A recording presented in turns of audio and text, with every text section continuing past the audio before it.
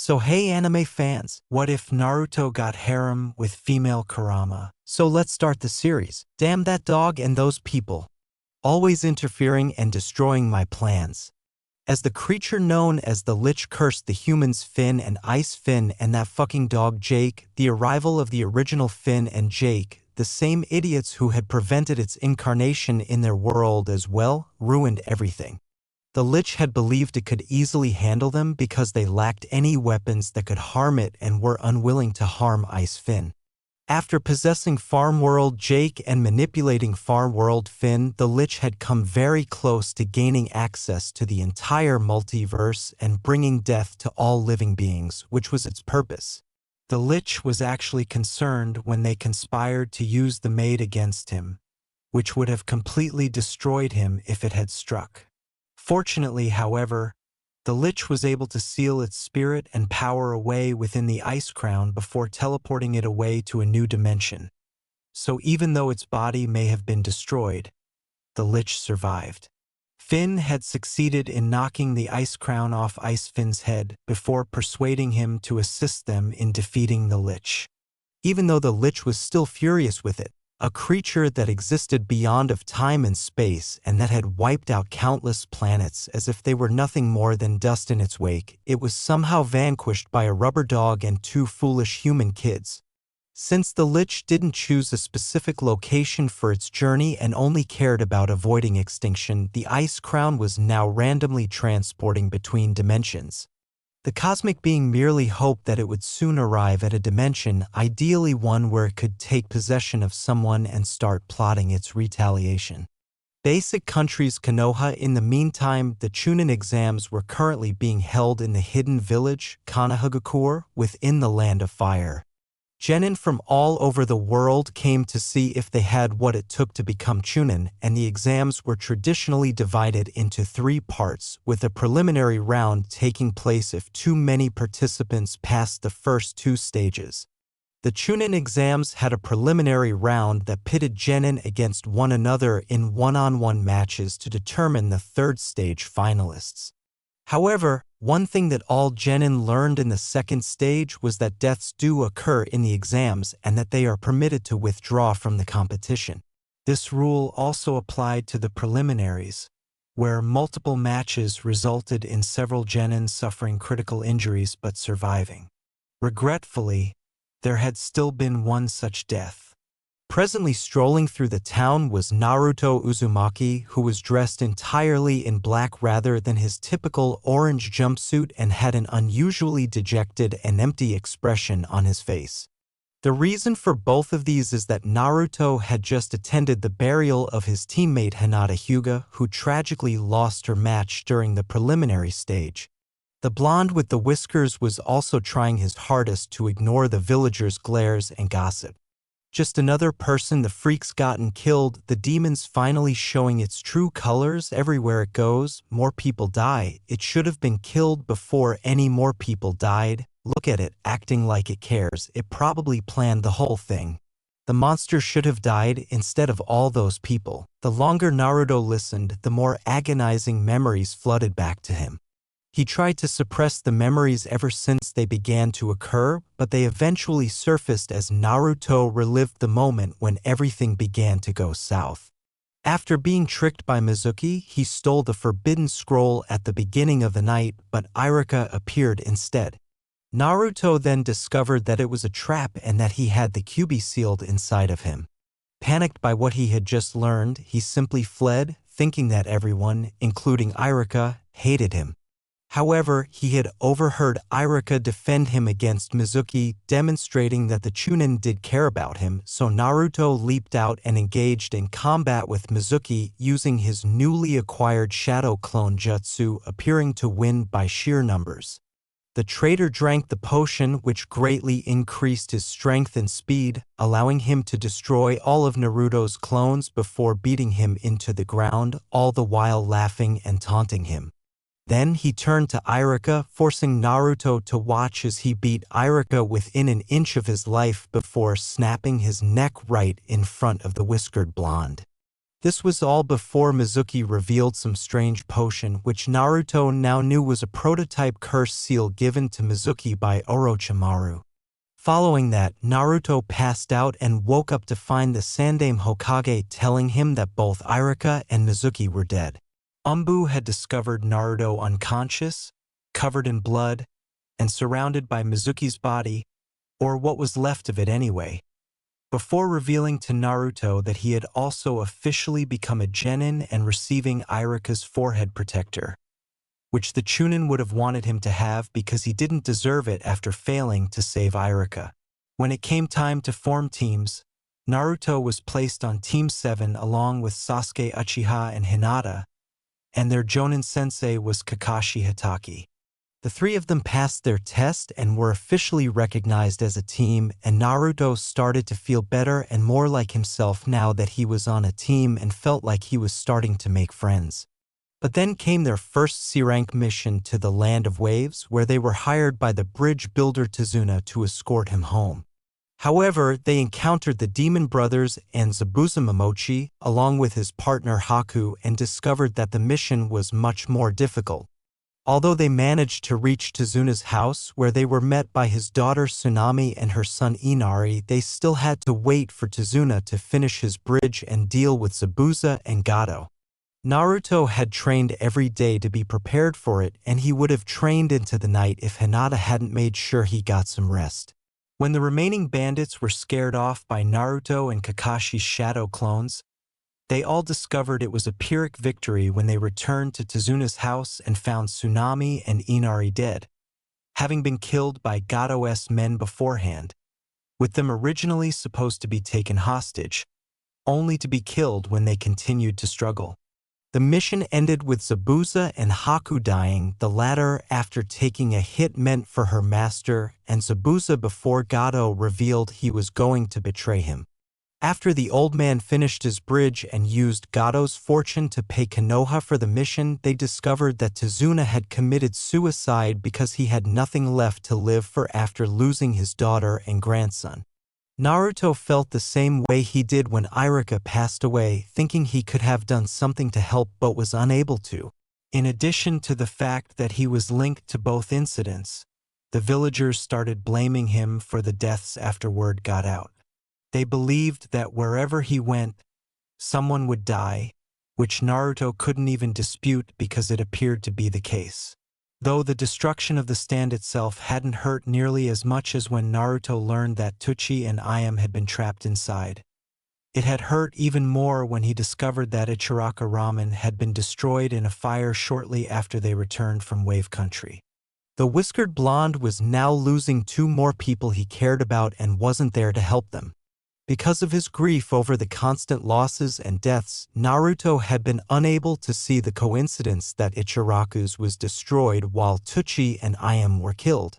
The Jinchuriki knew that neither of them would have been careless enough to accidentally start a fire, and that in a village full of ninja, a fire could be caused to seem like a tragic accident that just so happened to unfortunately only kill two people who happened to care about him, someone the entire village detested more than ever.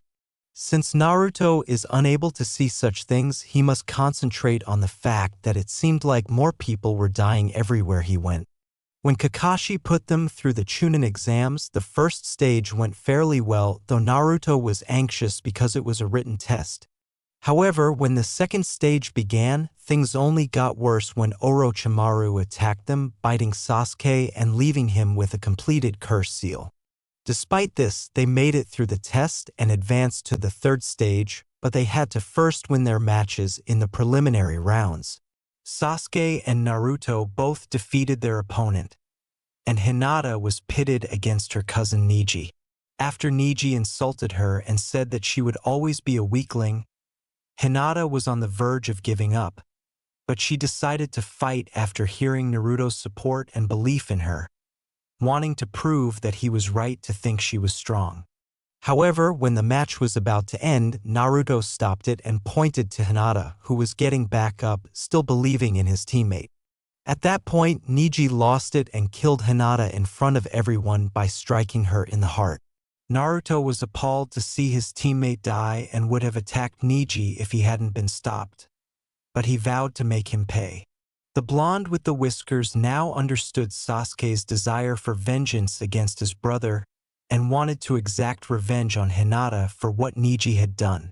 That wasn't the end of it, though, because the others began to blame both Naruto and Neji for Hinata's death.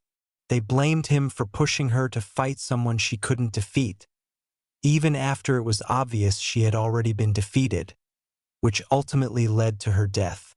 The rest of the village shared this opinion, with some even speculating that Naruto orchestrated the entire incident. To make matters worse, the Jonin simply dismissed Naruto's request for Kakashi to train him during the month-long break in favor of training Sasuke, the closet pervert Ebisu. However, that wasn't the worst of it. Kakashi even suggested that Naruto should resign now to avoid things getting worse. Although Kakashi didn't explicitly state it, the Uzumaki could tell that he intended for him to stop being a ninja before anybody else died, which is what truly upset Naruto. He didn't even specify that he should stop taking the Chunin exams. In addition to summoning a giant toad and peeking into the hot springs, an elderly man knocked Ebisu unconscious. Naruto attempted to convince the man to help him study for the tests in order to exact revenge on his teammate, but the man dismissed him as well, even calling him naive and stupid before departing without even apologizing for knocking Ebisu out. That was yesterday, and even now, after attending Hinata's funeral today, Naruto was unable to grieve his teammate in peace without being held accountable for her passing. He was also reminded of everything else he had experienced, which made him want to leave the village and enter the forest for a brief period of time in peace without any more events that the villagers would blame him for. However, Naruto was not aware that the ice crown was hovering over him as he sat against a tree. It fell and landed squarely on top of his head. As the lich and the crown's magic started to impact him, Naruto exclaimed, "What the?" as he felt a sudden weight on his skull. He then gripped his head and screamed in intense pain as the ice crown started to glow blue and green. However, instead of controlling or possessing Naruto, the Kyuubis and Naruto's chakras started to fight back against the possession, which caused Naruto to experience severe pain in his head as the two wills competed for control.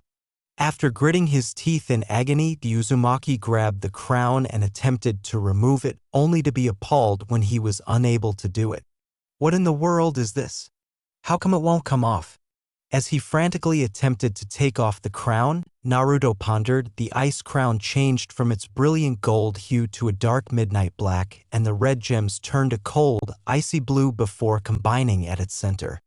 However, before it started changing from a typical crown to a helmet that covered Naruto's entire head except for his mouth and eyes, the various powers engaged in combat appeared to have agreed on what to do when Naruto attempted to remove the crown.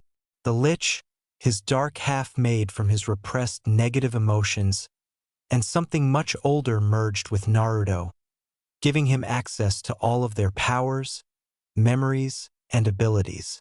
Naruto then gasped as his eyes snapped open, revealing his now black scara and glowing icy blue eyes. A white sun mark soon appeared on Naruto's palm as well, quickly turning into a blood-red color. As his body started to change, Naruto's arm removed the helmet. His skin turned a deadly blue and felt chilly to the touch, his ears sharpened, his hair went snow white, and he developed small black horns on his forehead. Now that his transformation was complete, Naruto got to his feet and exhaled deeply before exhaling a blast of icy air. Naruto responded humbly, "I still have a month to prepare for my match," and he left, dragging his hand down a number of trees, forcing them to either freeze solid or wilt away and die. 1 week time skip office of the Hokage Jiraiya, who had returned to the village to give his report after visiting his former teacher, remarked, "I can't remember the last time the village looked this tense, sensei. Feels like we're going to be attacked any day," as he sat in the Hokage's office. Sarutobi said, yes, well, the news that a clan heiress is killed by her own cousin will have that effect, aware that tensions had been high since word of Hinata's passing circulated, which still made the elderly Kage sad. Jiraiya said, yeah, I'm guessing the Hyugas aren't too thrilled about that, especially since it was a branch member that killed her. Probably don't want the rest getting any ideas. And the Hokage nodded before squinting his eyes. Hiruzen said harshly, yes, but Hayashi's told me he's already made an example of Niji. While he'll still compete in the exams, he's reminded the entire Hyuga clan why his word is law to them. Hinata's teammates were also saddened at her death. Naruto in particular was devastated and wishes to avenge her. It's just a shame no one will give him the chance to try, which caused Jiraiya to recoil in shame at being mentioned. Jiraiya had originally intended to train Naruto after providing the Hokage with his spy network reports and returning to train his godson after learning that he was in the Chunin exams. However, when he met him at the hot springs, Jiraiya was disappointed by his apparent naivete and foolishness in putting so much stock into a single match, acting as though it were a life-or-death situation. He then decided against training him, reasoning that the child would benefit from losing his match, only to discover later that Naruto had not been naive or stupid, but rather anxious to exact revenge on his teammate after witnessing her death, something his teacher had scolded him for after he found out what had happened. Jiraiya went to find Naruto to apologize and offer him training, but he was unable to locate the child in the village or the surrounding region, as if he had simply disappeared into thin air. I swear I'll make it up to the kid. I'll teach him whatever he wants for his match, Jiraiya stated. Sarutobi threatened to deal with his perverted student's excuses if he failed to train Naruto and apologized to him. You better, Jiraiya, or so help me, I will tie you up and seal away your chakra, while telling every single kunoichi in the village that you have pictures of all of them naked or changing before letting them do whatever they want to you, he said. Knowing that he would undoubtedly die if it happened, Jiraiya quickly nods his head in dread as he turns deathly pale at the danger. The Land of Waves, a hooded figure in a dark robe, stood in front of two graves in the Land of Waves that overlooked the bridge that connected Wave Country to the mainland. One of the graves was marked with a hunternin's mask and the other with a massive sword. After glancing at the two graves behind their cowl with blue and black eyes, the figure reached out and took the sword, using one hand to pull it out of the earth. Before grasping the handle with both hands and directing their energy into it, the stranger said, "Kubikirabocho, the executioner's blade, possessing the ability to harvest and absorb the blood of its victims to reform itself. Should it ever be damaged and used to grow stronger, now it will become the most powerful blade in existence," which caused the blade to glow blue and black. Then the sword started to change, becoming a two-handed longsword with a more conventional look and shape, a demon's skull on the crossguard, and glowing blue runes along the blade. The stranger then turned the newly changed blade over, revealing an inscription on the opposite side. With Frostmourn's runes glowing as though in reaction to its new name, Naruto declared, "Whomsoever takes up this blade shall wield power eternally. From this moment on, your name shall be Frostmourne." After sheathing his new sword onto his left side, Naruto turned to face the graves of Zabuza and Haku. He then made two bouquets of frozen blue roses and placed them in front of the graves. With his business done, Naruto disappeared in a snowstorm. 2-day time skip. After a long day of training, Kakashi and Sasuke had already fallen asleep and would not be waking up until Naruto was finished here, so Naruto moved stealthily past their camp. Naruto approached his teammate and glanced down at Sasuke before stooping down and moving around till he was in front of the Uchiha's head. "Can you hear me in there, Indra?" Naruto asked, glancing at Indra Otsutsuki, the transmigrant, just as he had been the transmigrant of Azura Otsutsuki, two siblings doomed to battle and reincarnate eternally. When the ice crown dropped on his head, Naruto had already fused with Azura's chakra within himself, ending half of the rivalry. He now planned to end the other half as well. Naruto pressed a finger to Sasuke's forehead and said, "You probably can't hear me, but if you can, just know this endless feud between you and Azura, it ends now. Everyone you were, everything you are, belongs to me now." Before pulling it back as he took Indra's chakra and power from him and absorbed it into himself. Naruto inhaled and opened his eyes, which were now crimson red and surrounded by 3 tomos. They then changed even more, becoming the emblem of the Uzumaki clan. As Naruto had come to do, he transported away. 3 weeks time skip Konoha. The Chunin exam finals are just a few minutes away from beginning and 1 month has officially passed. Even though the majority of the finalists had already assembled at the arena, Naruto had gone straight to the cemetery after arriving back in Konoha and was now standing in front of Hinata's grave. The transformed Uzumaki was still wearing a hooded black cloak with Frostmourne at his side, and he was completely covered in dark black armor and a helmet/crown. He also had a bouquet of frozen blue roses in his hand. Since his metamorphosis, Naruto has been honing his new skills and sifting through all of his memories of Azura Otsutsuki and the Lich. In addition, Naruto had traveled to a number of places and gathered a number of his belongings, such as an abandoned temple not far from Konoha, where he not only acquired the full power of the Kyuubi but also a new servant. He had also dispatched dozens of shadow clones across the countries to complete unfinished business and gain actual combat experience, and his clones were also gathering some rather helpful items that he could use when he eventually left. In order to give Naruto 4 months to train his new skills, the real Naruto first slowed down time in the entire world to half its normal speed using his recently acquired, almost godlike magic. He then created a single area where time flowed twice as quickly as usual. Naruto has also become strong enough to reach a high Kage level to a Sannin level thanks to his more structured thinking, nearly limitless chakra reserves, and the Shadow Clone Jutsu. He will only continue to get stronger because he is still young and has a lot of training and experience still to gain. Having already paid his respects to the graves of Irika, Tizuna, Tsunami, Inari, Tuchi, and Ayam, he has now returned to Konoha to settle the debt Niji owes him and his cousin. He also wants to pay his respects to his teammate one last time. Finally, he has saved his visit to Hinata's grave for last. Naruto clenched his fists as he recalled the times they spent together after being placed on Team 7. When the former blonde kneeled down and placed the flowers in front of Hinata's grave before getting to his feet. He recalled how she always stammered or fainted around him before she was able to gain strength and learn how to speak around him without fainting, and how she genuinely wanted to hang out with him, get to know him, and be his friend. And Naruto finally understood why Hinata had always felt bashful around him thanks to the new memories he had acquired, which only made him more incensed over her murder. Knowing that he had the ability to revive Frostmourne and give her another chance, Naruto said, "You deserved so much more than what happened.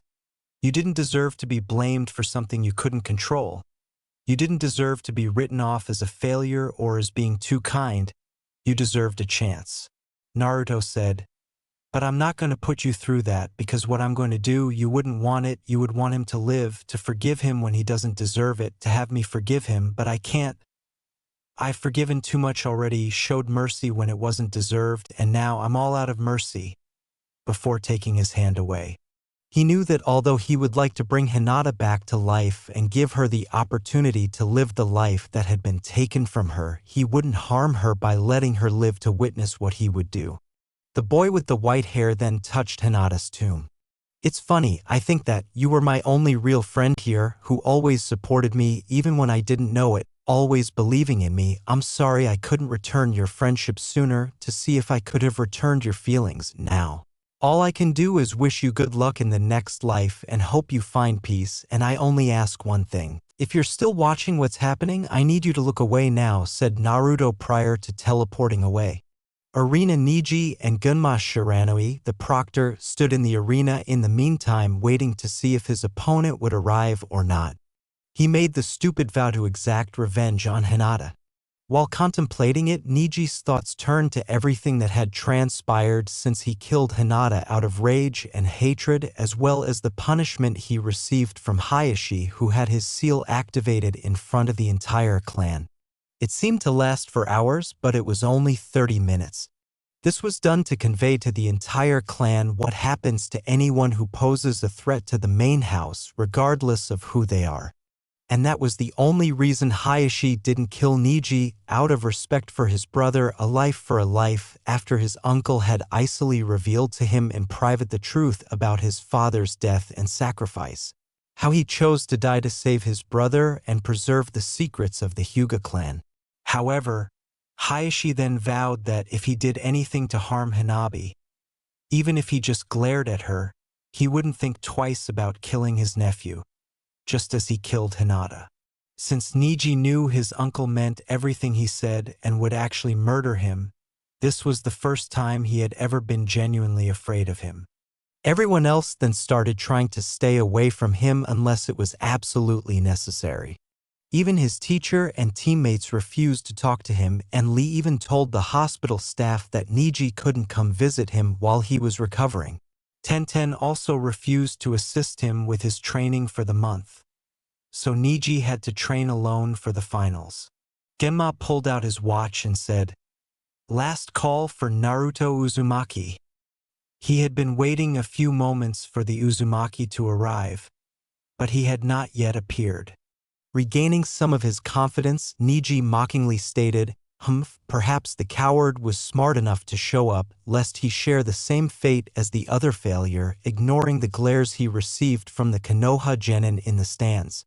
However, a quick, chilly wind blew through the stadium, sending shivers up everyone's spines because of how abrupt it was and the sensation it carried. The sensation of a cold, ice hand reaching out to grab them and not intending to let go. Then, to the surprise and disbelief of everyone, dark clouds appeared overhead, blotting out the sun and engulfing the entire village in darkness before snow started to fall. This caused people in the stands to mutter to one another in bewilderment at the strangeness of it, but everyone quickly became tense as their nerves began to rise when they heard footsteps echoing around them and a soft, unsettling melody playing nearby. "I have no obligations to keep me in check to cause me anxiety or make me frown. I had strings, but I'm free now." Niji was in the worst of pain because the Hyuga couldn't help but feel like 1,000 eyes were on him, condemning and criticizing him. He felt as though he was being led to the gallows with the noose already around his neck, rather than standing in the midst of an arena. What is this sensation? Gazing down at his trembling hand, Niji thought. Niji was unsure of the precise nature of the feeling, but he was certain that it wasn't dread because he had experienced it before. Dread was not the only feeling he recognized. It was frigid, whatever this sensation was. Everyone's focus was suddenly drawn to the attention when it was discovered that the footsteps they had all heard belonged to an armored teenager who had entered the arena and was standing across from the anxious Hyuga. N-name. Gunma gulped as she inquired, sensing something strange about this individual, especially when they gazed at him with icy blue, glowing eyes. Naruto Uzumaki, Naruto revealed, much to the surprise of everyone who had seen the Jinchuriki. Stans Shino said it seems Naruto has gone through some changes, effectively masking his uneasiness as his insects swarmed in terror and begged him to leave Naruto, who now seemed to exude a sense of death and cold. Kiba mumbled, gazing at Naruto and Niji, "Who cares what the loser is wearing? He shouldn't even be here after what he did. I should be the one making that bastard Niji pay," accusing them both of being responsible for Hinata's demise. Shino glanced at his buddy. Kiba, with all due respect, Naruto couldn't have known Niji would kill his own cousin and was merely supporting his teammate to do her best and not give up, Shino said, acknowledging that Naruto wasn't actually to blame for Hinata's passing. The idiot should have just kept his mouth shut, at least then Hinata would have forfeited and still be alive. It's his fault she's dead, he practically killed her himself, said Sakura to her colleague. Shino shot back, glancing at the pinkette, then perhaps Naruto should have stayed silent while you were possessed by Ino and let her make you forfeit, causing her to go silent because it was only Naruto's support that enabled her to defeat Ino's mind transfer jutsu. Kurenai looked at her students and then back down at the arena. All of you stop now, she said. With any luck, they'll just kill each other, even if they deserve worse, Kurenai said, desiring to see them both perish for their actions toward Hinata. Though the snake mistress, like many others, was intrigued by the child's abrupt transformation and wondered what could have caused such a drastic change in just a few months, she failed to notice her friend Enko glaring at her. Upset that Kurenai was holding the former blonde brat responsible for the shy brat's death. Arena when Gunma learned that this was Naruto. She could only nod, wondering how someone could undergo such a significant transformation. With Neji grinning at Naruto, Gunma exclaimed, "Very well. Now that both combatants have arrived, the first round of the Chunin exam finals may begin. Hajime." Before leaping out of the arena, Neji mocked Naruto, saying, "You made a mistake showing up failure. Now you'll simply be meeting the same fate as my fool of a cousin." In an attempt to provoke him into assaulting him so that this could be resolved without delay. "Shut up, slave," said Naruto icily. His reaction startled everyone who had not anticipated Naruto of all people saying such a thing.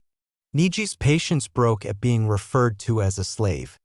Neji tightened his teeth and shouted, "What did you just say?" Naruto shook angrily before tearing off his headband to reveal his caged bird seal. "You heard me, I called you a slave, but not because of that mark on your forehead. No, you're a slave because you choose to stay trapped within your own hatred, anger, and beliefs that we're all bound by a single fate. That is what makes you a slave," Naruto said. "Don't dare think to talk about something you have no knowledge of. I was branded with this seal when I was 4 years old, forever condemning to be a servant of the main house. Then my father had to give his life to save his brother, all because he was born after Hayashi-sama and had this same seal placed on him. This is proof that everyone, from the moment we're born, are forever bound to a single fate that can never be changed or escaped. I'm fated to be enslaved my entire life to the main house, just like you are forever fated to be a failure, just like that weakling Hinata," growled Neji before putting his headband back on. While Naruto looked at him neutrally, before continuing, Naruto asked, "If that's true, then why didn't Hinata force you to surrender your match or even activate your seal to make you surrender?" "Because she was a kind person, one who wished to unite the main and branch houses of her clan, to have the cage bird seal removed and never used again. But you didn't care about that, you simply saw an easy target to blame and hate, knowing she wouldn't fight back or use the seal. As I said, that mark doesn't make you a slave. You yourself choose to make yourself one. Even if you didn't have that mark on your forehead, you'd still be the same petty, weak coward that would hate someone that looked up to and respected you. You killed the only person who cared about you, and now you're alone, Neji Hyuga. Now the only thing you have left are your beliefs. And before the end of this tournament, I will take away that as well, and then you will have nothing, you will be nothing, but you still always be a slave from now until you breathe your last breath. In all honesty, I don't even hate you. All I can feel for a sad, pathetic little creature like you is pity," Naruto said while narrowing his eyes at Neji. Kagebuth the Kazekage, who was actually Orochimaru in disguise, said, "My Hokage Dano, your genin is certainly brutal," as he turned to face Sarutobi. Hiruzen had not anticipated hearing Naruto say, "Yes." Naruto was rather devastated by his teammate's death, apparently more than I initially believed, before turning to look at Jiraiya. "Jiraiya, is there a chance that the Kyuubi is influencing Naruto?" Sarutobi whispered to his pupil. Jiraiya looked at his godson anxiously and said, "I'm honestly not sure. Everything that's happened, the clouds, the snow, and just the dread in the air.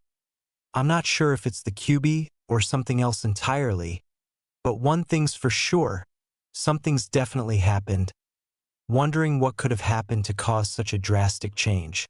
Arena Naruto's statement that this failure would dare to insult him in such a way and dare to feel sorry for him made Neji gasp in anger and loathing. He was considered a Hyuga clan genius who had mastered methods that were only known to members of the main house. By removing their clan head's oldest daughter, he had dealt a blow to the main house. Before rushing Naruto and thrusting his palm forward to strike him in the heart as he had done to Hinata, the Hyuga roared with rage. Then, as Naruto held out a single hand, he stepped forward and tore off Neji's headband before placing his hand on the caged bird seal. The Hyuga let out a cry of pain for a moment before Naruto withdrew his hand. Then, to Neji's utter surprise, Naruto made an ice mirror that displayed his own reflection, one that was devoid of the caged bird seal. Neji mumbled in amazement and dismay, It's gone?" The Hyuga clan members in the stands also expressed their surprise. While Orochimaru was curious and concerned, wondering if Naruto could also remove his curse mark, Sarutobi and Jiraiya were astounded by Naruto's ability to remove a seal even if they had no idea how to do it themselves. Naruto continued, "Yes, your cage is now gone. But as I said, even without that mark, you will always be a slave, from this moment until your last, which for you is right now." As his hand suddenly propelled out and tore Neji's eyes out of his skull, much to the dismay of everyone, the Hyuga's head was thrown into the air, where Naruto grabbed it in midair and crushed it in his hand. The former blonde then looked up into the stands, taking in the horrified looks on everyone's faces at what he had just done. But Neji didn't even have time to scream in pain and horror at the loss of his eyes before Naruto smashed his fist through his frozen body, shattering it. To everyone's further surprise and horror, Naruto declared, "I have avenged Hinata's death and memory, the same girl you all accused me of having a hand in her death. I have also claimed Neji's Byakugan as spoils of war, and as of this moment, I'm taking back everything that belongs to me, my clan, and my parents, Minato Namikaze and Kushina Uzumaki, the Yellow Flash and Red Death." Sarutobi and Jiraiya were horrified that Naruto somehow knew about his parents. Sarutobi was about to admit that it was true and attempt to play damage control when Naruto started talking and adding more fuel to the metaphorical fire he started. However, the Konoha residents and ninja quickly started yelling denials, insults, and refusals, none of them willing to believe the demon brat could ever be the son of their Yondaime Hokage. "All of you are so pathetic. You worship my Tusan as if he was a god, yet you all are so blinded by your ignorance and hatred that you refuse to see that I was once a tiny version of him with whisker marks. Instead, you all chose to only see me as a monster, a demon. You're all not even real people. All I see are puppets being pulled along by their master. You're all just puppets, tangled in strings that once bound me as well, but now there are no strings on me," Naruto murmured in his sleep as he started to speak again. In addition to using the month to recover everything Tsunade had gambled away, Naruto declared, "And it's not just what belongs to me that I have taken back. I have once again stolen the Forbidden Scroll, as well as taken everything of the Senju clan and the Uchiha clan." As if one was going to be wasted away by an overgrown child throwing a pity party, and the other only sitting around gathering dust. "Then I will take it all for myself." Naruto grinned as he sensed the rage and contempt emanating from the crowd. "Now I will be taking my leave, as I refuse to be in a village full of mindless sheep and puppets any longer. May you all rot in whatever hell there is," he stated, his words having the very effect he desired. Naruto wasn't shocked when dozens of ninja leaped into the arena with weapons drawn to kill him because they had used him for years as a scapegoat for the Kyuubi and later Hinata's death at Neji's hands. He is now mocking their beloved Yondaime Hokage by claiming he is his son and then confessing to treason, since that's precisely what he desired. As Naruto swung his hand through the air to create a glowing blue ball above him, the ball exploded, sending hundreds of razor-sharp icicles flying through the air, punching through the ninjas' bodies and killing them all. The icicles then continued into the stands, killing anyone who wasn't quick enough to dodge them. I must launch the invasion right away. Orochimaru considered this and gave Kabuto the signal to activate the Temple of Nirvana, understanding that he had to launch his invasion right away or it would be totally destroyed by these unforeseen circumstances. After setting off the explosion, the Snake Sannin grabbed Hiruzen and Jiraiya and pulled them to the roof of the Kage booth. Meanwhile, the Sound 4 came forward, activated the barrier, and trapped the three of them together before building another to keep out outside attackers. In the meantime, Odo and Suna Ninja made their identities known inside the stands, and the Konoha Ninja who were still alive started to repel the unexpected invasion forces. However, some of them continued to give Naruto a hateful look as he killed anyone who stood in his way before pursuing him, including Kiba, Sakura, and Kurenai. Anko cautioned, "Kurenai, don't. He's just baiting you to attack him." Anko was aware that Naruto's statements were intended to elicit this response, inciting everyone to attack him despite the ease with which he kills everybody in his vicinity. Kurenai shot back. He killed Hinata and now he's killing even more people. That monster is going to die now. Before escaping with two of her students, causing Anko to curse in her head. Asuma said, "I'll get them," and leaped after the trio to prevent them from doing anything that could result in their deaths. He was demonstrating to Naruto how much of his father's son he was by destroying an entire town, just like Minato did during the Third Ninja War. Naruto was aware of the irony that the village he was destroying was Konoha. Using Frostmourne to cut down the ninja or waving his hands to cause spikes of ice and wood to shoot up and impale numerous of them, the Uzumaki souls are then absorbed into the rune blade, strengthening it and Naruto. Fong over Fong. When Kiba, the changed Akamaru, and Sakura attempted to rush Naruto after hearing the shout, he turned and extended his palm, freezing them in place. Sakura was hushed when Naruto's hand closed over her mouth and jaw. Then he withdrew a kunai and directed wind chakra into it. "You bastard, you're going to pay dash," Naruto said. "You really should have learned to keep that mouth shut," as he started to cut Sakura's hair off, covered the Pinkette's screams with his palm and put the wind-enhanced kunai on her forehead. After cutting all the way around Sakura's forehead, Naruto seized it and tore it off her head, unfreezing her as she collapsed to the ground motionless. With a deadly glare, Kiba yelled, "You son of a bitch. I'm gonna fucking kill you." Naruto only gave him a raised eyebrow. Naruto mockingly threw the severed forehead over Kiba's head and remarked, "She always complained about her forehead, so I just did her a favor and removed it. Perhaps you can use it as a chew toy." After the puppy changed back to normal and was able to break free from the ice to attack Naruto, Naruto's hand suddenly reached out and caught Akamaru by the neck. However, this backfired as Naruto started to squeeze his neck. Kiba, furious and terrified for his companion, yelled, "No! Let him go, you bastard!" Naruto grinned and said, "Okay," then tightened his grip on Akamaru's neck until he heard it finally break and kill the dog. Kiba's cries of sorrow and anguish at witnessing his friend's death were exacerbated when Naruto flung his corpse at his feet. Despite the fact that his cries became agonized when Naruto severed the Inuzuka's arms and legs, leaving him crippled and depriving him of the opportunity to exact revenge on his companion. When Naruto is finished here and departs, it won't really matter. "You bastard! First you killed Hinata and now you're doing all this. The others were right, you're nothing but a damn demon." Kiba screamed. Naruto sneered, "Oh please, as if you truly ever gave a damn about Hinata." "Of course I did. How dare dash. No you didn't, you lusted after her like a dog in heat. You never got to truly know her, spend time with her, or anything like that.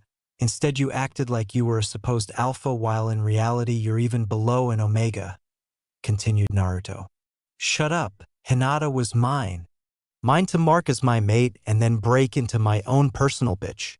I decided that when I saw her perfect body, the moment that me, Hibachi, and the guys decided to peek in the girls' locker room back at the academy.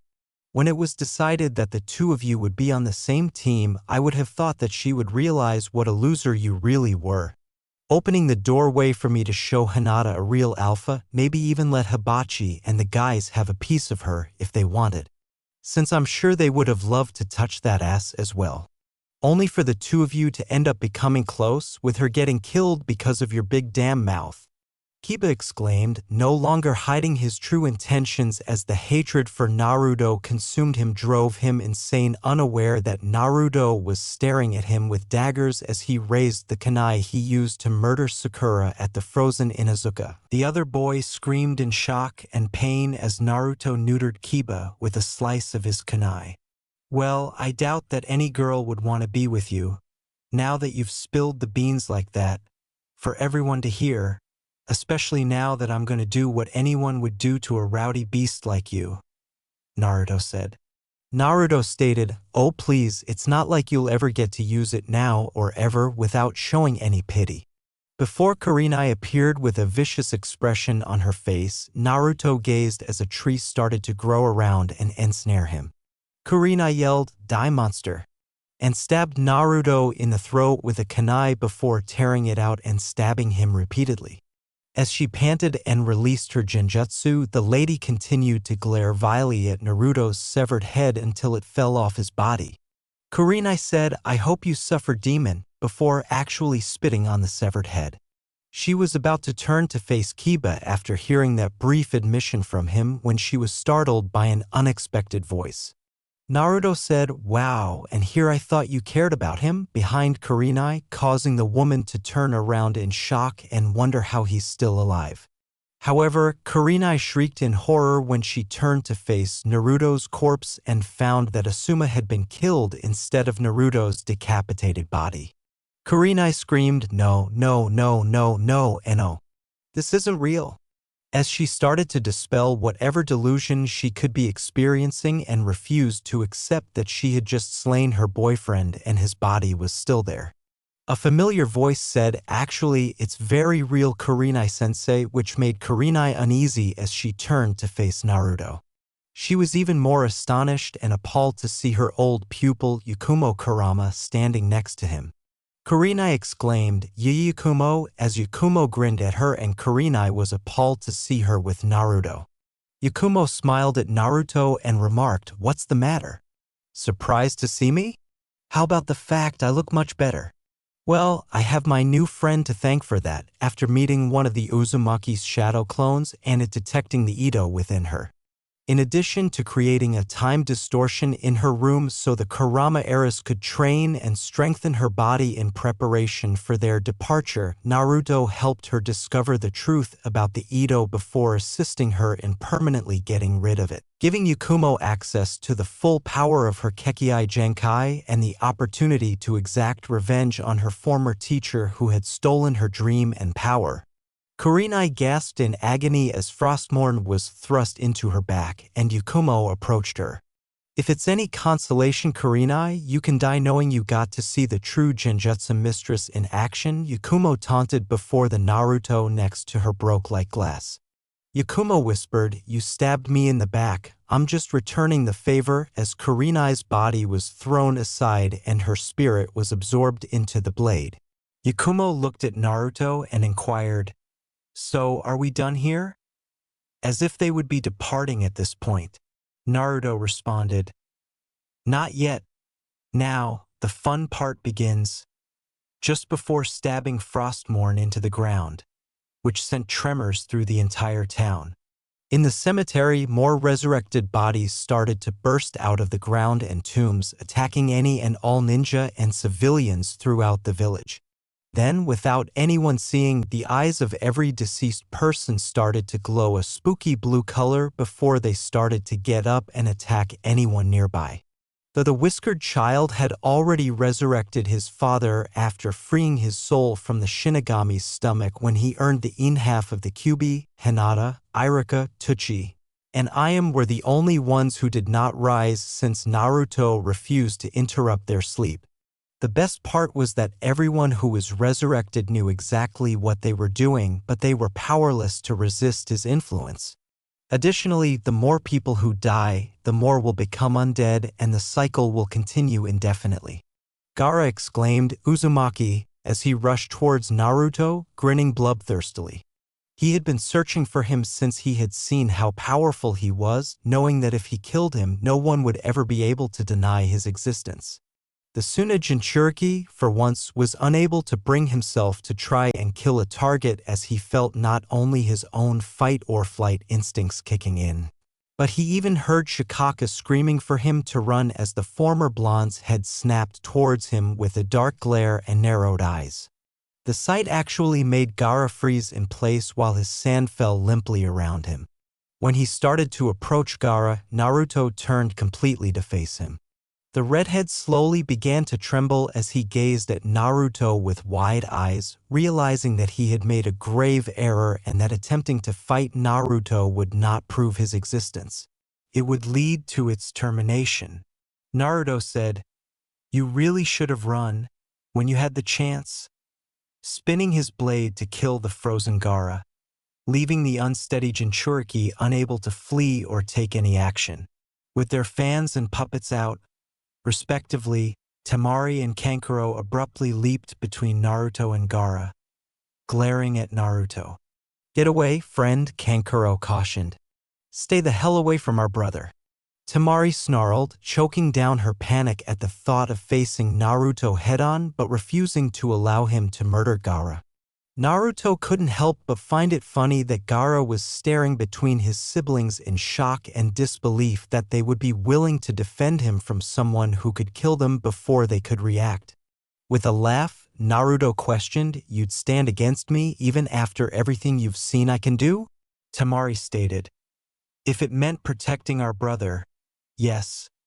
Even though they knew they would probably perish but refused to allow Gaara to be killed. After a brief time of looking between them, Naruto abruptly moved away, surprising them. After witnessing their willingness to sacrifice themselves for the brother they were afraid of, Naruto said, "I must admit, that's impressive. From what I've heard, you're both terrified of him, and yet here you are, willing to give your lives to save him. So you're free to go, whether to return to your village or fulfill whatever part of this invasion you were going to play." Furthermore, he couldn't deny that he still had the opportunity to improve because he could see how similar his circumstances were to Gaara's. "Jay, just like that?" inquired Kankuro cautiously, and Naruto nodded. Naruto looked at his fellow Jinchuriki, who gave him a startled look before he schooled his features and could only nod. "Just like that, and Gaara, it's not too late. You still have family that care about you. Do yourself a favor and don't push them away," Naruto urged. After that, the siblings leaped off to carry out their portion of the invasion. When Gaara said, "Temari, Kankuro, I'm sorry," his siblings gave him a startled look before grinning. "It's all right, Gaara," Kankuro said, and Temari and he both gave Naruto a mental thank you for supporting their brother in spite of the situation. Then Hayashi and Ko were frozen up to their necks when Naruto waved his hand. "I assume you also hold me responsible for Hinata's demise," Naruto said, glancing at them with boredom. With Naruto glancing at him before forming a seed in his hand, Ko said, "It's your fault Hinata-sama is dead. You're the one who encouraged her to fight Niji when she wasn't ready to face someone like him." Naruto approached the frozen Hyuga, opened Koa's mouth, shoved the seed inside, and made him drink it. Naruto stepped aside, breaking the ice as Ko collapsed to his hands and knees, gripping his stomach and moaning. "That pain you're feeling at the moment, that's that seed I made you swallow taking root inside your stomach. By now, it should have begun digging its way into your stomach, and now it should have broken through," said Naruto as Kei began to scream in anguish when Naruto said, "Now you're feeling the roots spreading outward through your body, down your legs, up your chest, your arms, every inch, while pushing through anything in their way." Ko screamed and collapsed as the roots ripped through his body, growing beneath his skin. Ko started coughing and gagging as roots started to grow out of his mouth, nose, ears, even from behind his eyelids and out of his ass. Naruto trailed off, saying that it's not long before they reach all the exits in your body and well. Naruto pulled out a container of termites and threw them upon Ko, causing the Hyuga to scream in a muted manner as the termites started eating through his body and the roots sprouting out of him. But don't worry, that's not what kills you. No, what kills you are these, Naruto added. Naruto turned to Hayashi and left the Hyuga to die slowly.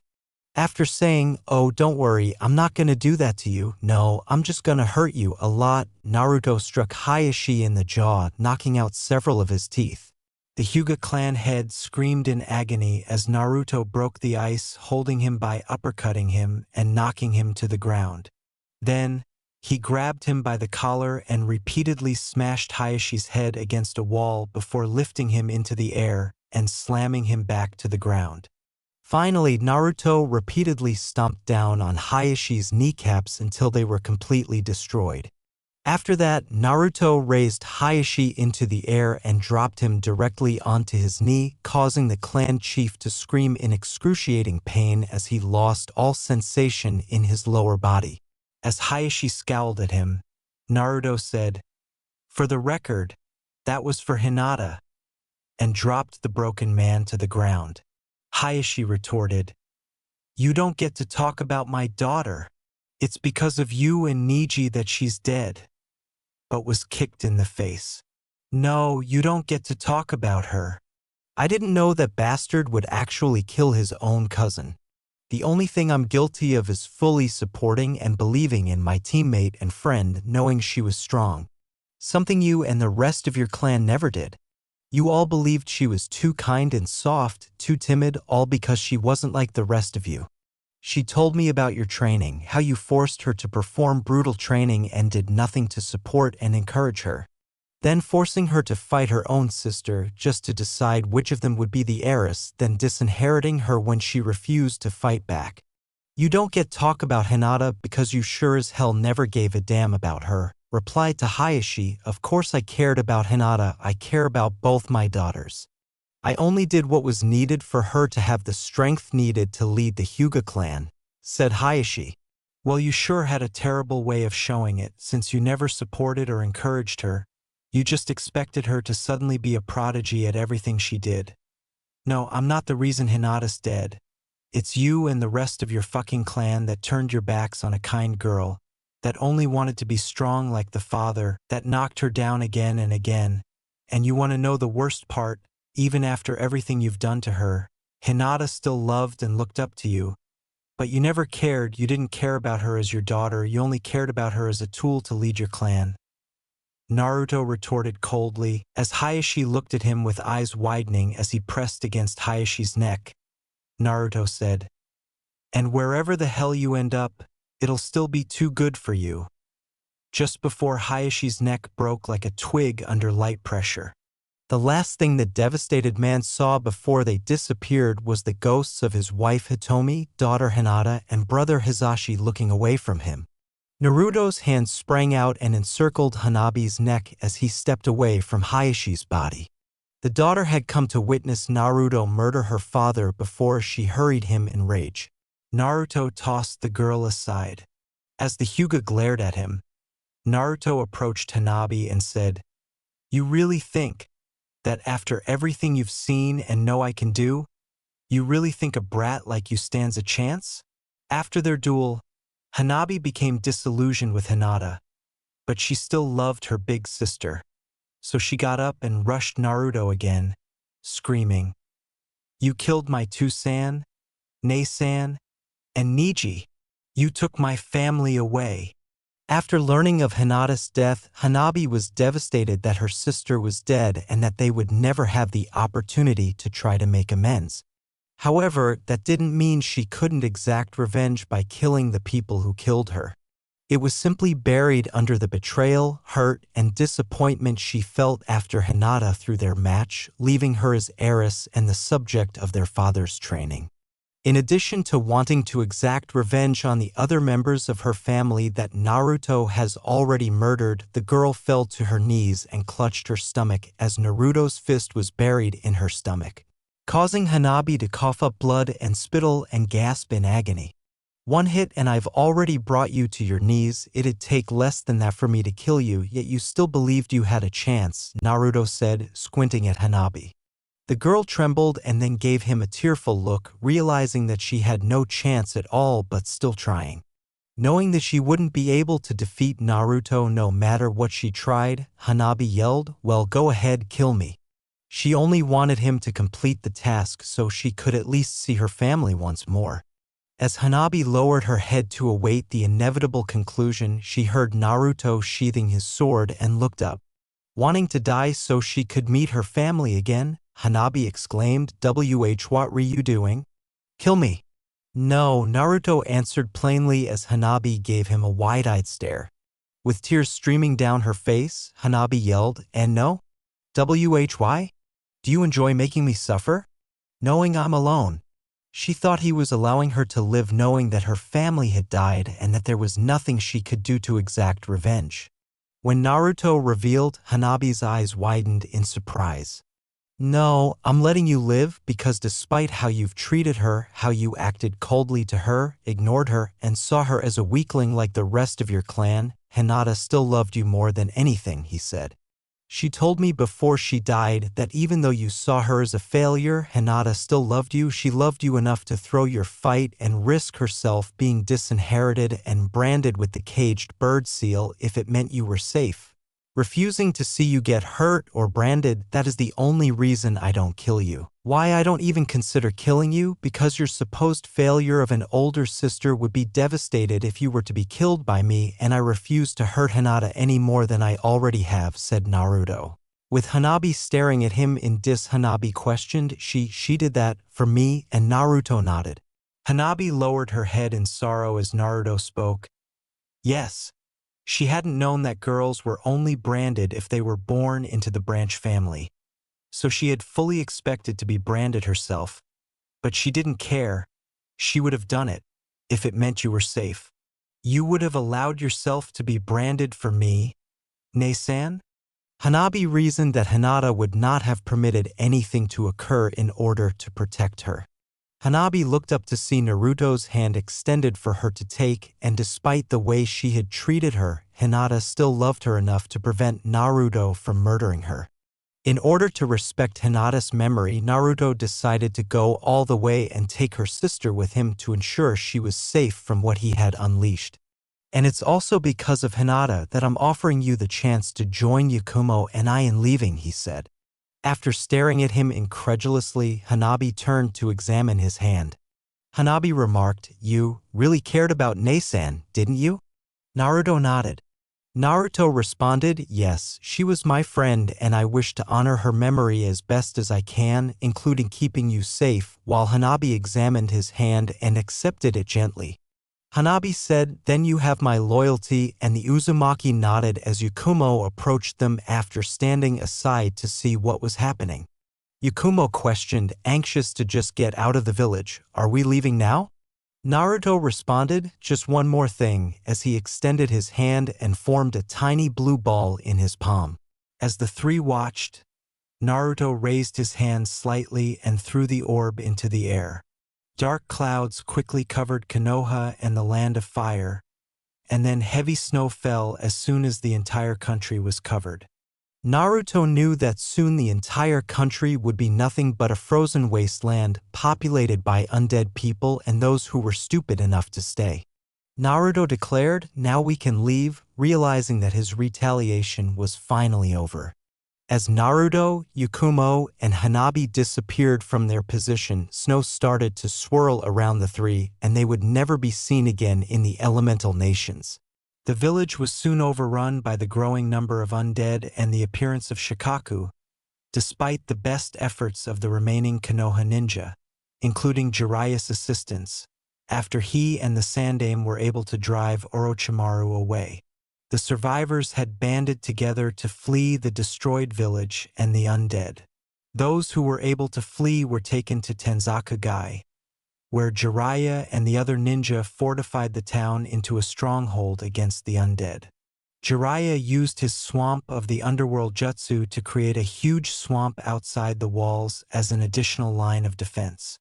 Since then, 2 days have gone by and morale has never been lower due to the undead outside the walls, the heavy snow that didn't seem to be stopping, and their running low supplies. To make matters worse, Jiraiya revealed that Hiruzen had gone into a coma because, despite their joint efforts to drive Orochimaru away and even seal off his arms without the assistance of the Shiki Fujin, the events had been too much for the elderly Kage, and he had fallen into a coma from which he hasn't shown any signs of awakening. On their way to Tanzakagai, they were fortunate enough to run into Tsunade and Shizune. Jiraiya was able to persuade her of everything that transpired, which was surprisingly simple, and they agreed to accompany them.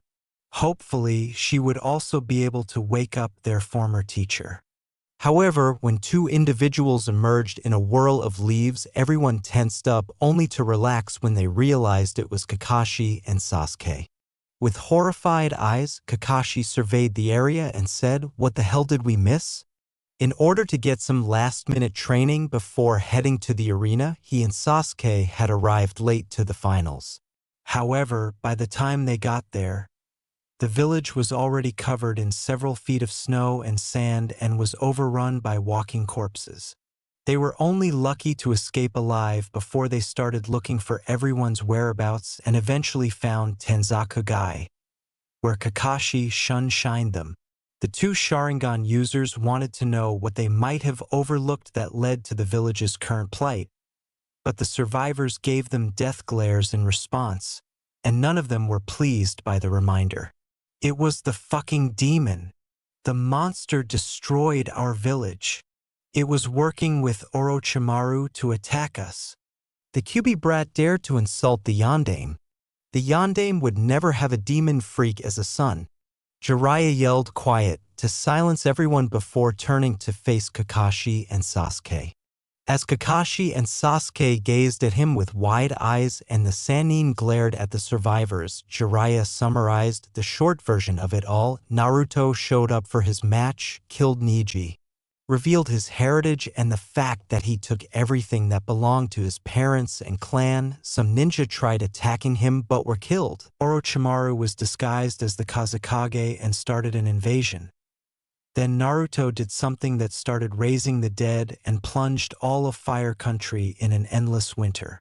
And to all of you idiots, yes, Naruto is Minato and Kushina's son. I know because I was named his godfather. And if anyone's at fault, it's all of you idiots who hated him for containing the Kyuubi and blaming him for his teammate's death. Well, now I hope you're all happy that you feel proud about pushing around a kid, because now we're all royally fucked. As we're now stuck in the soon-to-be new land of snow and surrounded by an army of corpses who want to tear us all apart, Jiraiya said, glaring at the survivors, who had nothing to say in response, as the horror and realization slowly set in. When Jiraiya turned to face the hotel, he saw Tsunade and Shizune emerge, capturing everyone's interest and making them all curious about the Sandaime's condition. Jiraiya inquired, "How's Sensei Tsunade?" expecting to hear positive news for once, but as Tsunade shook her head, his hopes were dashed. When Tsunade said, "He was an old man, Jiraiya, after everything that happened, combined with then having to fight Orochimaru and my resurrected grandfather and granduncle, it was all too much for him. His body just finally gave out, he's gone." Everyone's already low morale dropped even further when they learned that the Sandaime was dead. With her help, Tsunade stated, "My advice, I suggest burning his body along with anyone else that dies before they get back up. Let's go, Shizune," as they started to grab their belongings to depart. Unbelieving what Tsunade was doing, Jiraiya said, what? What are you doing?" The survivors objected to Tsunade's refusal to remain in the land of fire and die, saying, "I think we're leaving. In case you forgot, we're basically trapped in here until the dead show up and break through the walls, and I'm making sure we're as far away from the land of fire as we can get when that happens. We need you, Tsunade-sama. You can't leave us." You have to help us. You'll never make it out of the land of fire. Tsunade, please, be reasonable. We need your help now more than ever, your medical expertise to keep the deaths as low as possible, and how far do you think you'll even get? Like you said, this place is swarming with bodies trying to get through, plus, you don't have a single Ryo to your name after Naruto took the entirety of the Senju clan's fortune, scrolls and artifacts. Jiraiya said, knowing that they needed Tsunade after losing her necklace and everything else belonging to her clan that she hadn't already gambled away to one of Naruto's shadow clones in a poker match. Tsunade said, I'm aware, placing a hand where her necklace had been. Losing everything that belonged to her family and the last reminder of Dan and Nawaki was undoubtedly a wake-up call for Tsunade, who realized she never truly understood what she had until she had lost everything. Shizen and Tonton were now all she truly had, and she didn't want to lose them like everything else. I know I'm not a saint in this situation. I am distantly related to Naruto through my grandmother, making me his last living family member, but I didn't do anything to help him, so maybe I deserve to get ripped apart by those things he created. Or freeze to death in this wasteland. But I'm not going to lay down my life for a destroyed village or the idiots that helped cause all this. All of this just reaffirms to me that Konoha isn't worth fighting for. It's only a death wish for anyone foolish enough to try, and personally, I take my chances out there. Rather than in a handful of shrinking strongholds, anyone smart enough to see which option is safer, you're welcome to come, said, staring at the survivors, allow anyone to come join them instead of risking their lives. Only the Konohamaru Corps, Anko, and Shino got up to join Tsunade and Shizen. Surprisingly, Sasuke also approached and joined them, and Kakashi stared at him in shock. Unbelieving that his final pupil would truly depart, Kakashi questioned, Sasuke? Are you actually going to go with them and abandon your village? Sasuke sneered, what village? Konoha's a frozen graveyard now, and I'm not going to die for something that isn't worth fighting for. My clan is dead, one of my teammates is dead, and the other is who knows where right now, along with being the one who did all of this, and honestly, after what happened, I don't blame him, Sasuke said, disbelieving that Konoha was worth fighting for either. Even though he didn't express it, he was grieved by Hinata's passing because it seemed like the Uchiha had begun to care for his comrades. Now that they were both gone, Sasuke had no plans to die, especially since he still had his own retaliation against Itachi to exact. The remaining survivors were left to regret their terrible mistake as the gang departed to escape the land of fire before it was too late. Glaring at the civilians, a ninja yelled, "This is your idiot's fault. Our fault. You ninja are the ones that attacked the Yandame's son. He was going to just leave until you attacked him," replied a civilian. As both sides scowled at one another, another ninja exclaimed, "You were the ones that blamed him for his teammate's death that led to him wanting revenge. You blamed him just as much, and you ninja were the ones that destroyed that ramen stand and killed the owners." A civilian responded. Jiraiya and Kakashi were only able to observe as the ninja and civilians started pointing fingers at one another and refusing to acknowledge that they were solely to blame. Jiraiya gave the scarecrow a sidelong glance and the Sannin returned the stare. "Way to go, Kakashi, you just had to enter your team into the Chunin exams," Jiraiya stated. "Don't even try to blame me. This is your fault. You were Naruto's godfather and yet never once bothered showing up to look after him," replied Kakashi. "And you were his sensei, a rather terrible one apparently, if you didn't teach them anything since one of your students died in a competition they clearly weren't ready for. Then you brushed him off when he tried getting you to train him to avenge his teammate." Jiraiya yelled, "Well, why didn't you train him? You were in the village during the month. You could have tried finding Naruto to train him."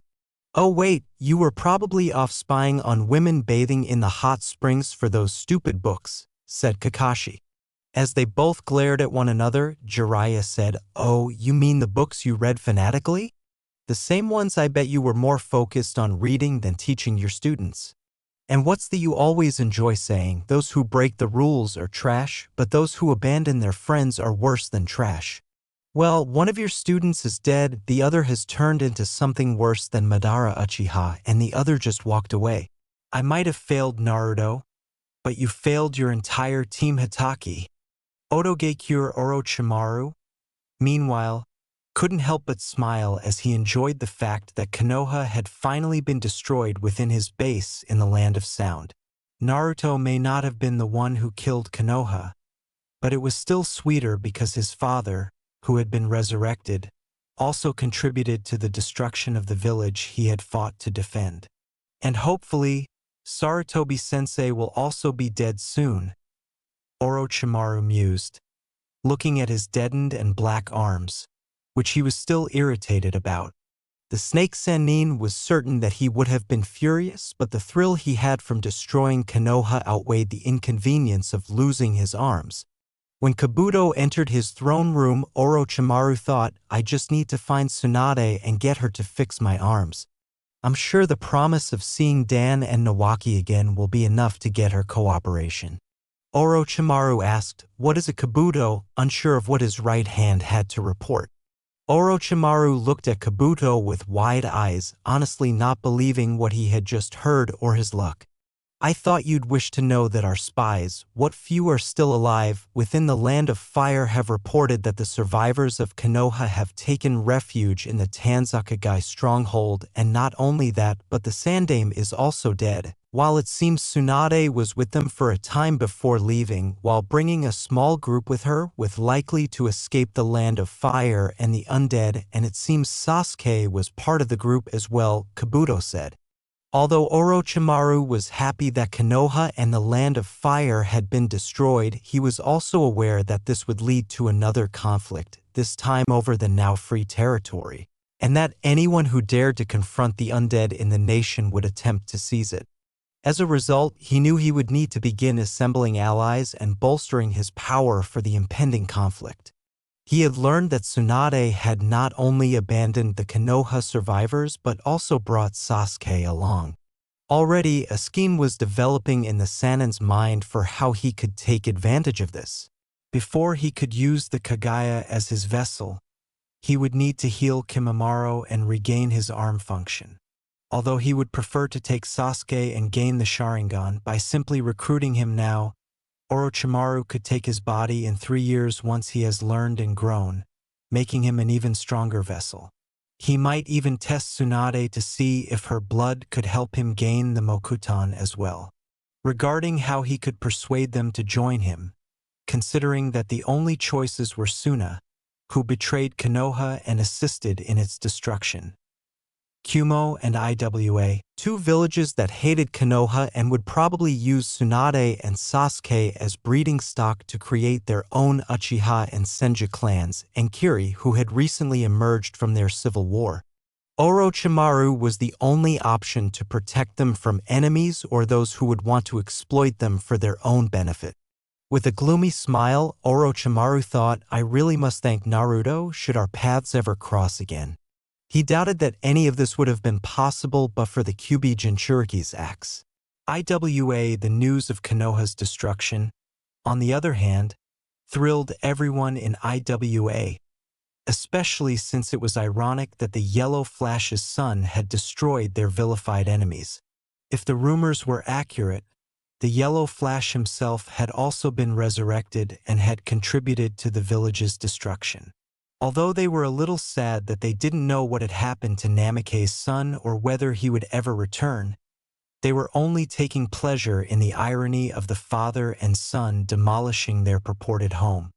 The Kumo people were in a similar state of mind as Konoha was destroyed, but they were also more concerned about the possibility that Naruto would ever return to do to the other villages what he did to Konoha, or even if he was hiding somewhere and intended to do just that.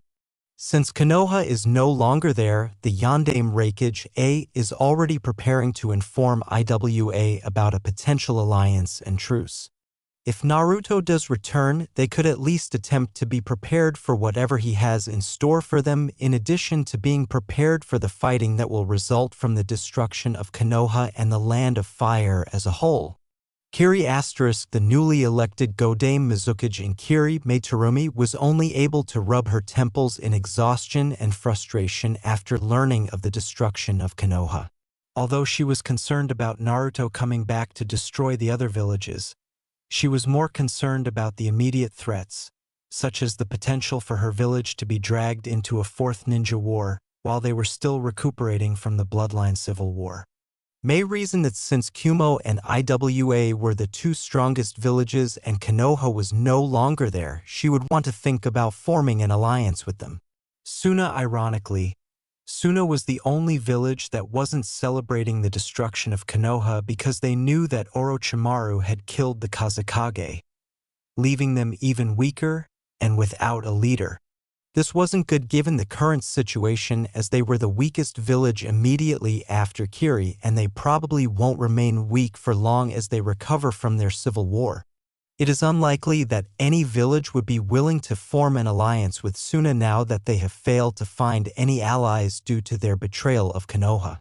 This is especially true when they had nothing to offer in the way of an alliance, and their daimyo had even less faith in them as a result of their involvement in potentially igniting another great ninja war.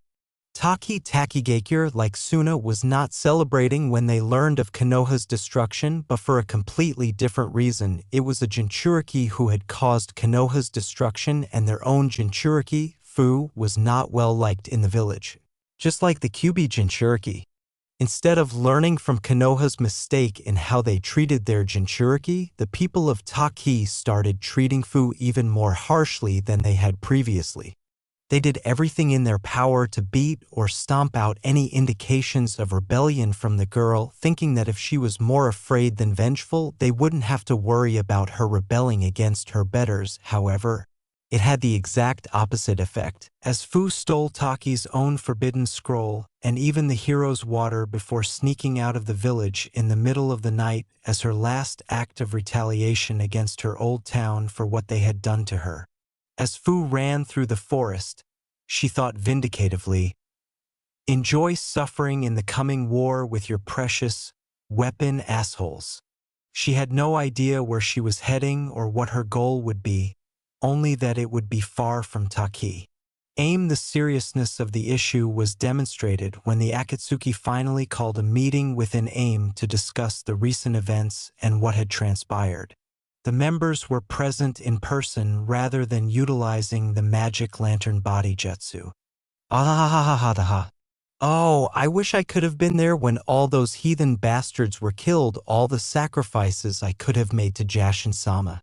It's a shame we have to capture the Kyuubi runt. It would have been glorious to show him the ways of Jashin, exclaimed Haiden crazily, wishing he could have been in Konoha to offer Jashin so many sacrifices. Kakuza glared at his partner, disappointed at all the bounties that such destruction would have cost him. Be quiet, Haiden, and try to use that empty head of yours to think. All those deaths means there are now less bounties to collect, he said.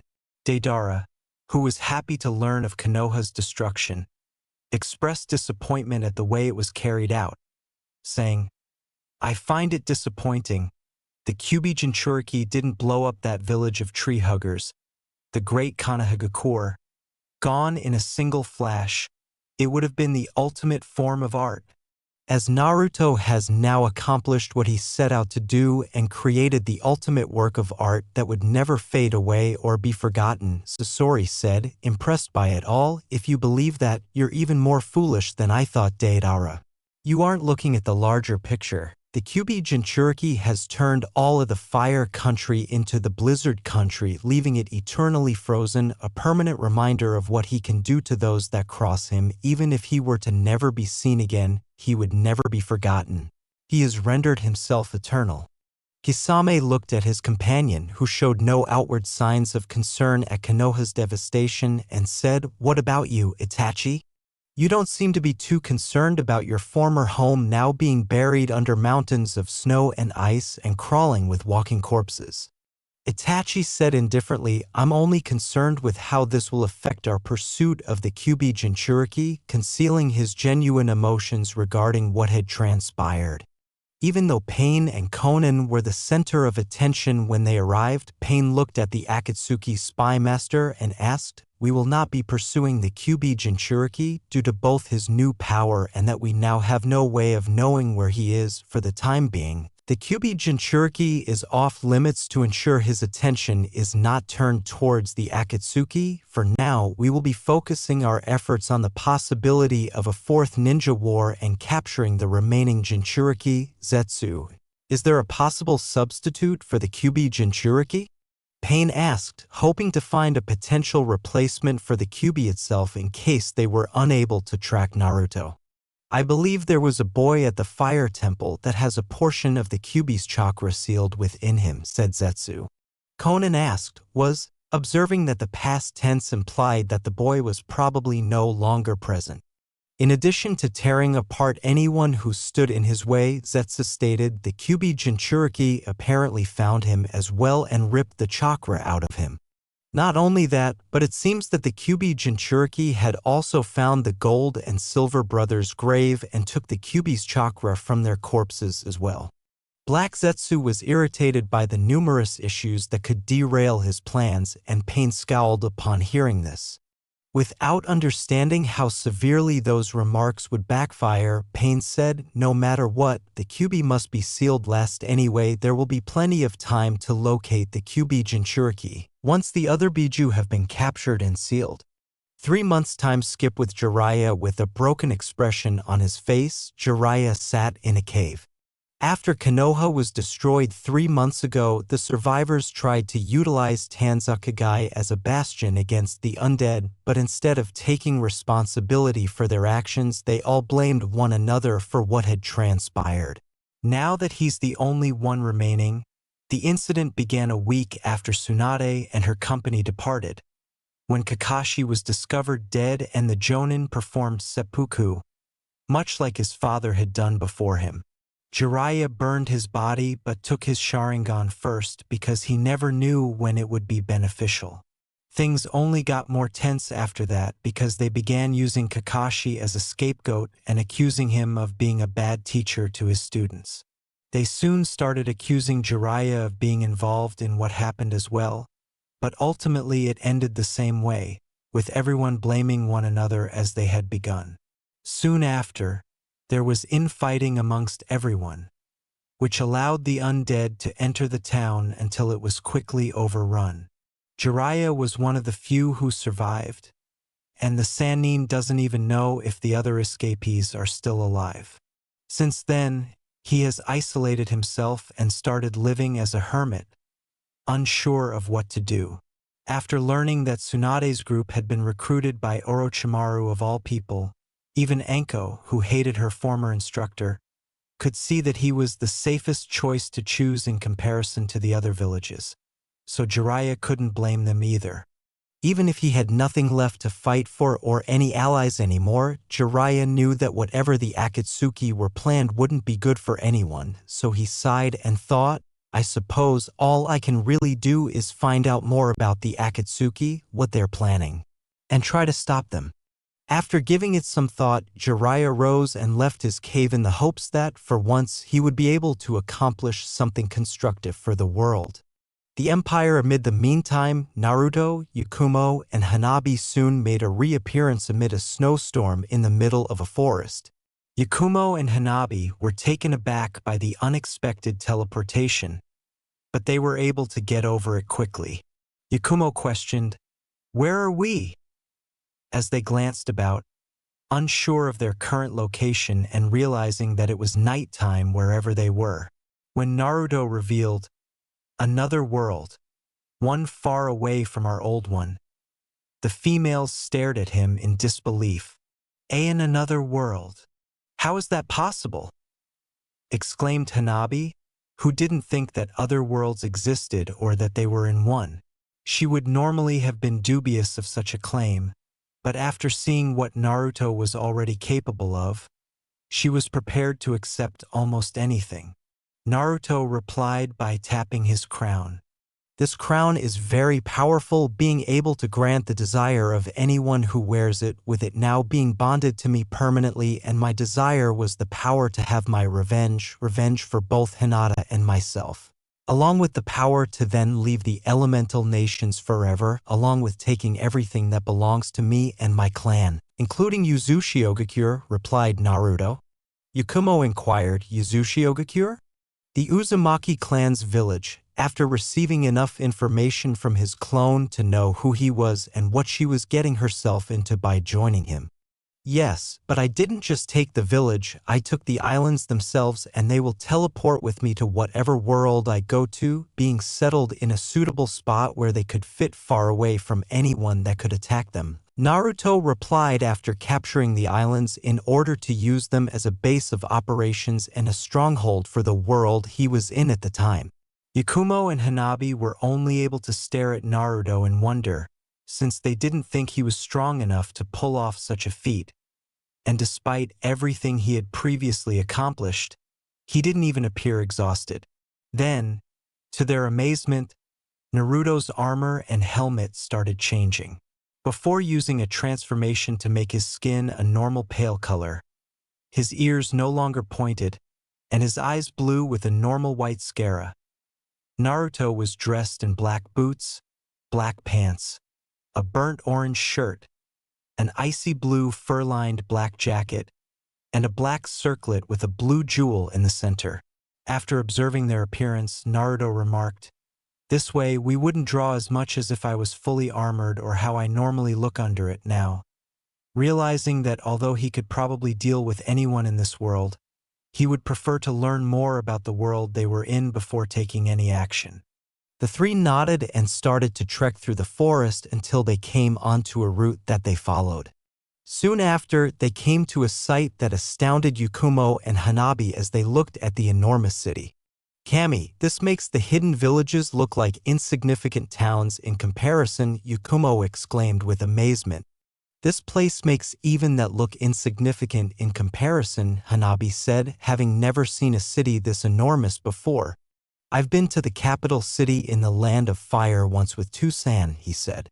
Given all the memories he had of much bigger and grander cities, Naruto commented, "Don't let the appearance fool you. This place reeks of death, murder, blood, and other hidden horrors." Not as impressed as his friends. After he finished speaking, Hanabi and Yakumo turned to face him and realized he was correct. Just because something looked great doesn't imply it was always wonderful. In order to familiarize themselves with their surroundings, the three of them strolled through the deserted streets of the city. However, they abruptly stopped when a carriage appeared in front of them and the door opened to reveal a young girl with blue eyes and blonde hair.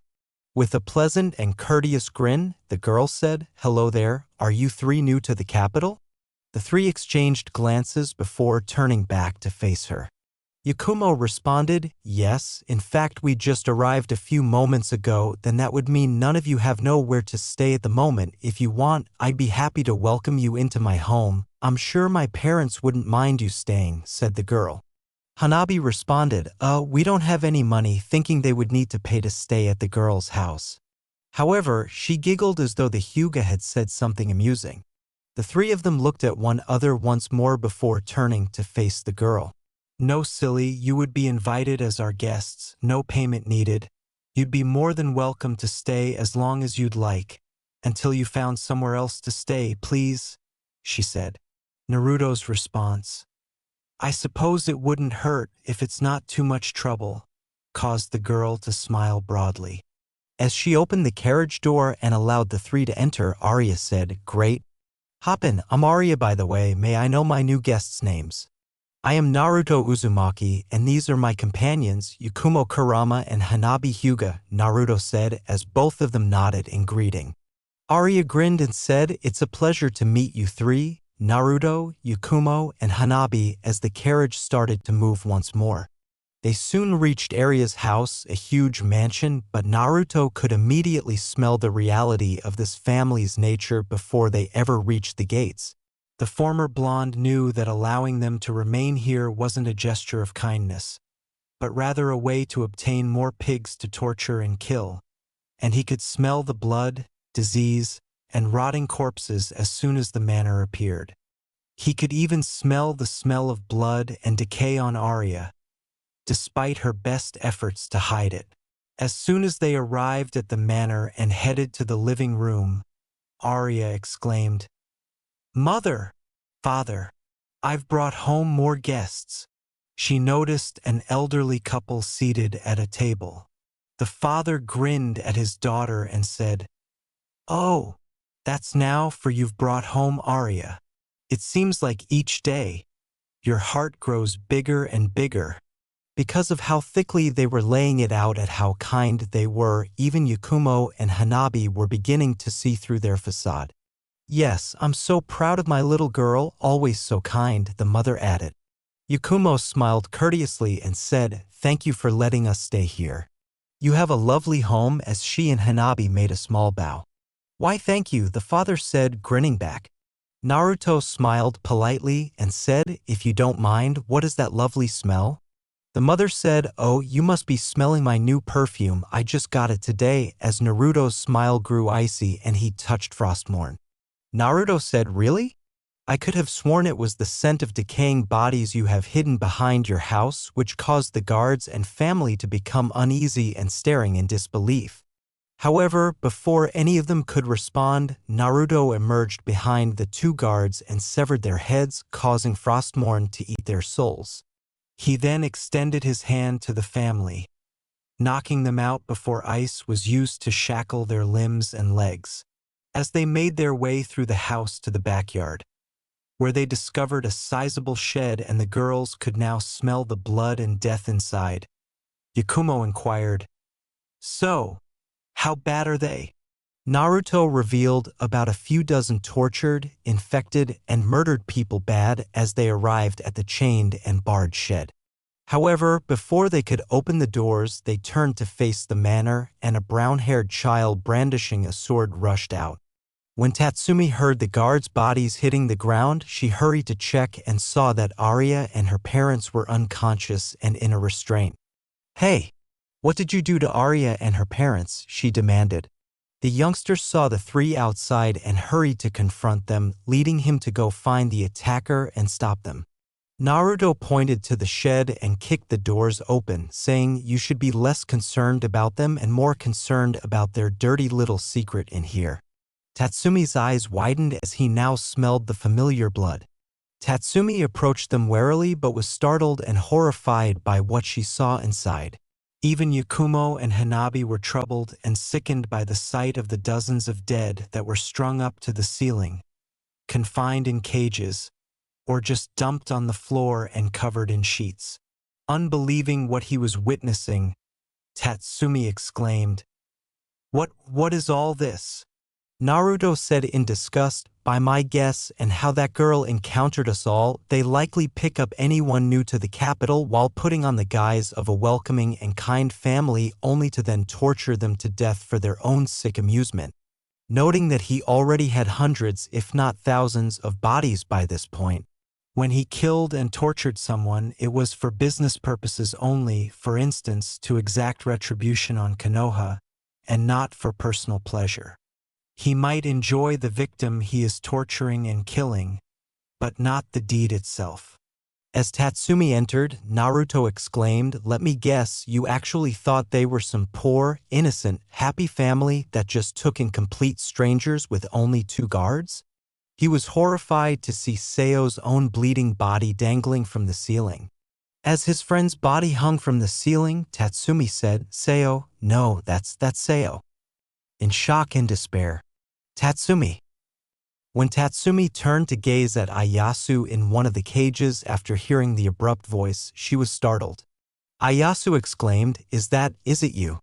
"It's me," as Tatsumi gaped at him in terror at his blood-covered comrade. Ayasu sobbed as he recalled having to watch Seo be tortured until she passed away. But she never gave in no matter what they did, before he vomited up blood. "She invited us to stay at her house. She gave us something to eat and then everything went black. Then we woke up here. And then that girl tortured Seo to death. But she never gave in." Tatsumi said Ayasu as he hurried to free his comrade from the cage so he could try to assist him. "Don't, the mother, she poisoned us with different medicines. It's the laborovirus. I'm already dead." Tatsumi promised, "Kill them." Ayasu said, not wanting to lose both of his buddies. Tatsumi whispered, "No." As Ayasu raised his hand, As Tatsumi sobbed and clutched his friend's body, Ieyasu mumbled, "I wanted to go out, a hero."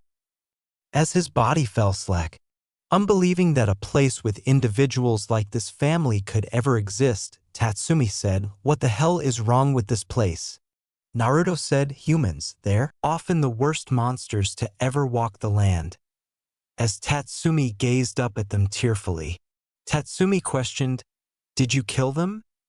in order to find out if Arya and her parents had passed away. Yakumo responded, "No, they're just unconscious." Before she and Hanabi went to remove Seo's body from its hanging spot and place it next to Ieyasu's. When Tatsumi heard this, he stood up to go fight the creatures that had killed his companions, but Naruto stopped him. After saying, "You aren't the only one who wants revenge," Naruto pointed his hand at Seo and Ieyasu's corpses and cast an icy blue glow over them. To Tatsumi's surprise, their wounds then started to mend themselves, and their bodies were fixed such that there was no longer any indication that they had been tortured. Suddenly, they both gasped and leaped to their feet, realizing that they were alive again. Tatsumi yelled, "Seo, Ieyasu," and hurried to embrace his pals who had been revived without even knowing how this had happened, just that they were still alive. The three glared as Naruto remarked, "As much as I hate to break up such a reunion, I believe you three have unfinished business with our guests back inside." Before his words registered, and they wanted to exact revenge on the jerks who had done this. Later, Yakumo gave Seo a spare kimono, and Seo and Ieyasu recovered control of their bodies after being revived. The three companions then returned inside to exact their retribution, but not before stealing a few tools from the shed to give the family a taste of their own medicine. Ieyasu injected the mother with every disease and virus she possessed, causing her to writhe and scream in agony as they destroyed her body, while Seo did all of the same to Arya, including removing her skin, cutting off her fingers and toes, and crushing her bones until they were beyond repair. After torturing them for hours, the three finally stopped, with Naruto taking the fatal blows and integrating the family's souls into Frostmourne. After they had all left the manor, as quickly as possible, Tatsumi wanted to leave the capital and the empire itself, so he remarked, "Come on guys, let's get the hell out of here and find somewhere else to get our fortune for the village." Even yet, when he turned around to see that his buddies were still standing next to Naruto and he didn't hear them following him, he halted. Tatsumi exclaimed, "Guys, what are you doing? Let's go," assuming that they would be even more eager to depart than he was. Ieyasu looked at his body and murmured, I can't leave," desiring nothing more than to get out of this fucking place, but he was unable to do so. Seo, glancing at Naruto, said, "I can't either. It feels like we should follow him," causing Tatsumi to squint at the Uzumaki. Tatsumi pulled out his blade and yelled, "What did you do to them?" Naruto simply shrugged. While Ieyasu and Seo were suddenly able to move again and swiftly stood next to Tatsumi, they still felt the need to stand next to Naruto. "I revived them, but that doesn't come without a price. As I revived them, they are now compelled to follow me and obey me. They are more than free to leave, but the pull will eventually bring them back," Naruto said. Tatsumi exclaimed, "What are you even planning? Why are you three here?" She was curious as to why they were in the Empire and how this man managed to bring his buddies back to life. "That is a very simple question to answer. I seek conquest, to conquer this world and all others, to kill all who stand in my way and those like this family that believe they're above others simply because of their status. I seek to create a frozen empire, one where all bow to the Lich King," said Naruto. Following his merger with the Lich, Ice Crown, and Yami, something happened. The Lich part of him wanted to see all life in every universe die, the Ice Crown wanted power, and Yami just wanted to do whatever they wanted. As a result, Naruto made a compromise and is now attempting to establish his dominion and control over every world in order to obtain ultimate power and control while eliminating everyone who stands in his way. Tatsumi's eyes widened as he regarded Naruto warily before turning to face Seo and Ayasu. He noticed that they didn't appear shocked or wary, but rather amazed and intrigued by the plan, and the brunette wasn't sure if that was because of whatever Naruto had done to bring them back to life or because they were genuinely intrigued by the idea. Tatsumi sheathed his blade and muttered, "Fine," knowing that he was essentially exchanging one tyrant for another, but he couldn't care less at this moment. Furthermore, Tatsumi could at least tell he would treat his subjects with kindness who had shown their loyalty and value because he voluntarily brought his buddies back to life even if he didn't know them. Naruto said, "Wonderful, then let's go," as the six left the grounds of the manor. Unbeknownst to the group, the night raid team that had been dispatched to deal with the family had seen everything that transpired. They were intrigued and curious about what they had just heard, and before they left to inform their superiors that a new faction had entered the game, one that appeared to have more power than anyone else. Unbeknownst to the assassins, Naruto, Yakumo, and Hanabi had all detected their presence and noted the peculiar energies surrounding the weapons they carried. Nevertheless, they chose to release them out of curiosity and intrigue to see what they would do with the knowledge they now possessed. Additionally, to determine whether they can somehow help the Lich King,